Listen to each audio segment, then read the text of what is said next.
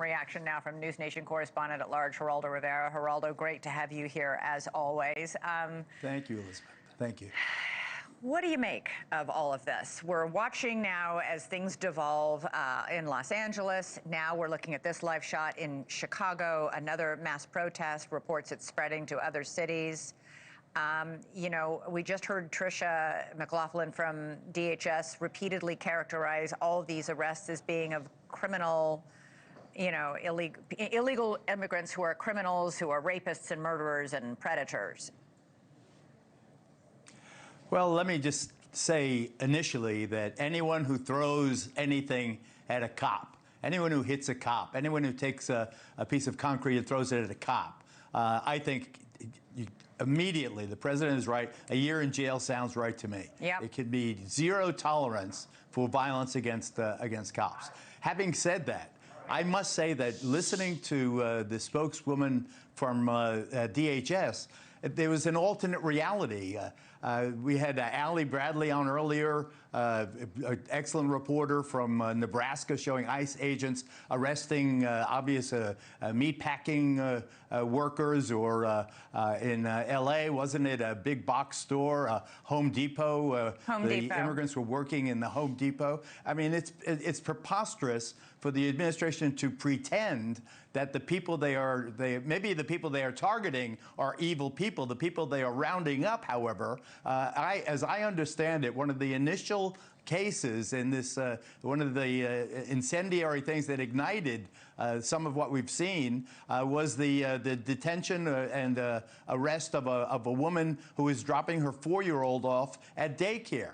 So we have to, Los Angeles is, as you know, Elizabeth, is almost 50% Hispanic. Mm-hmm. This is a population that has been there for generations. These people come and go across that border, and they have, with the varying political winds blowing, you know, over all of this time, over centuries, really. And when a Hispanic woman is arrested dropping her 4-year-old off at a daycare, that ignites a certain emotion that is entirely predictable. Let me put it that way. Maybe not justified in some cosmic or law enforcement sense, but certainly predictable. It is something that is so deeply offensive.